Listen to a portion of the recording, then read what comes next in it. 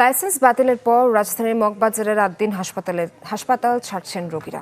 বহির্বিভাগ ও জরুরি সেবা বন্ধ থাকায় নতুন আসা রোগীরাও ফিরে যাচ্ছেন। এতে দূর দূরান্ত থেকে আসা রোগীরা পড়েছেন চরম ভোগান্তিতে।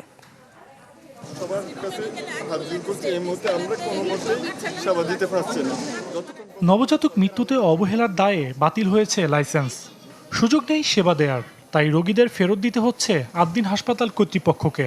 কতটুকু কষ্ট লাগতেছে আমি নিজেও প্রকাশ করতে পারতেছি না, যে তাদেরকে কিভাবে যে আমি বলতেছি যে আমরা সেবা দিতে পারতেছি না। যে হাসপাতাল প্রতিদিন রোগীদের ভিড় আর কোলাহলে মুখর থাকতো, সেটি গেল দুদিন ধরে অনেকটাই নীরব। বন্ধ বহির্বিভাগ, জরুরি বিভাগ ও কনসালটেন্সি। কিন্তু এই তথ্য অনেকেই জানেন না, তাই সেবা নিতে এসে ফিরে যেতে হচ্ছে রোগী আর স্বজনদের। হাসপাতালের লাইসেন্স নাকি বন্ধ, এটা তো আমরা জানি। দুর্দান্ত সব ফিচার নিয়ে এলো ক্যাপ্টেন ভিক্টর বাইক। এতে রয়েছে শক্তিশালী রিচার্জেবল ব্যাটারি, ব্লুটুথ এবং এক্সাইটিং মিউজিক।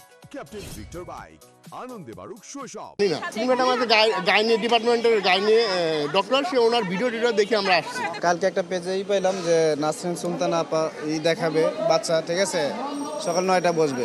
এখন আসছি, আসার পরে দেখতেছি যে আপনার বন্ধ হয়েছে, ইনফেকশন হয়েছে। আসার দরকার, নাসরিন ম্যাডাম এখন দেখেন আমার বাচ্চার ইনফেকশন হয়েছে, দেখবে না। এখন এই ভোগান্তি আমি কোথায় যাব? শুক্রবার জানানো হয় আদ্দিন হাসপাতালে বিভিন্ন ওয়ার্ডে 243 জন রোগী ভর্তি ছিলেন। সেই রোগীদের কতজন হাসপাতাল ছেড়েছেন তার সঠিক সংখ্যা জানা যায়নি। এ ব্যাপারে কর্তৃপক্ষের সাথে যোগাযোগ করেও উত্তর মেলেনি।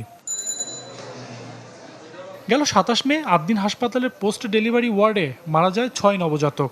এই ঘটনায় হাসপাতালের কর্তৃপক্ষের অবহেলার প্রমাণ পায় স্বাস্থ্য অধিদপ্তরের তদন্ত কমিটি। এরপর বৃহস্পতিবার হাসপাতালটির লাইসেন্স বাতিলের ঘোষণা দেয় স্বাস্থ্য অধিদপ্তর। সজল সাইক, চ্যানেল 24, ঢাকা।